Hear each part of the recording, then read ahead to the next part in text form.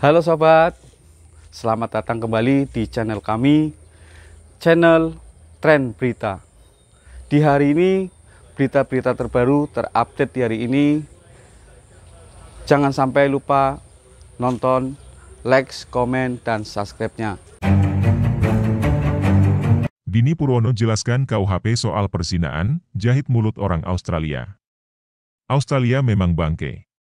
Negara ini kelihatannya cinta mati dan gak bisa move on dari presiden sebelum Joko Widodo, yakni si SBY yang baik banget dan gampang diperalat sama negara tersebut. Kita melihat bagaimana narasi, Australia mengenai KUHP, khususnya soal perzinaan yang salah kaprah. Negara yang sayang banget sama si SBY dan Demokrat membikin berita soal perzinaan yang bisa dipenjara. Akhirnya SIS Dini Purwono, staf sus Presiden Jokowi turun tangan. Selengkapnya, Australia, tempat ngumpetnya para buronan di Indonesia seperti si provokator Papua bernama Veronica Koman, merespons KUHP soal perzinaan, sampai membuat warga Australia ribuan orang jumlahnya batalkan kedatangan ke Bali. Bahkan katanya tanpa si Australia, Bali akan mati. Tapi ternyata itu hoax. Mungkin mereka bilang hoax karena mereka nggak tahan gak liburan ke Bali. Hahaha. Lalu lanjut lagi dengan keberadaan travel warning dari Australia yang bukan hoax. Jadi mereka yang butuh Bali atau Bali yang butuh mereka sih? Gak tahan gak ke Bali, Pulau Dewata, tapi gak suka sama Jokowi. Kan anis banget? Katanya perzinaan dan perkawinan di luar nikah itu akan dipidana. Termasuk orang Australia yang merupakan warga keturunan yang menjajah suku asli aborigin. Perzinaan ini membuat mereka ketar-ketir. Pemerintah Australia sepertinya menikmati kerugian yang dialami oleh pemerintah Indonesia. Padahal kita tahu bahwa ada beberapa kesalahan dan kebodohan yang paling fatal dilakukan oleh negeri yang suaminya Veronica Koman itu berasal.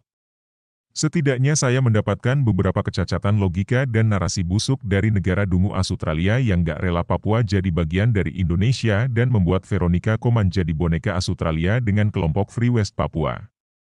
Pertama, sudah sangat jelas bahwa KUHP yang mengatur soal perzinaan itu adalah untuk mengatur WNI. Kalaupun ada orang asing, itu pun harus ada lapisan hukum lain. Misalnya ada orang bule yang berkasus dengan WNI, pasti ada lapisan hukum lain yang akan menyelesaikannya. Kedua, sudah sangat jelas bahwa KUHP itu akan diundangkan pada rentang waktu 3 tahun sejak itu disahkan. Aneh banget dong kalau sekarang mereka nggak bolehkan warganya ke Indonesia. Australia itu ada apa sih selain gurun? Palingan gersang. Orang Australia ingin datang ke Indonesia untuk cuci mata.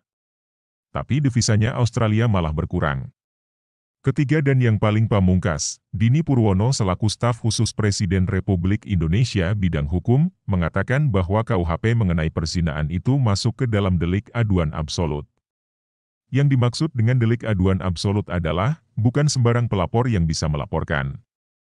Pelapor harus adalah keluarga inti, yakni suami sah, istri sah, anak atau orang tua.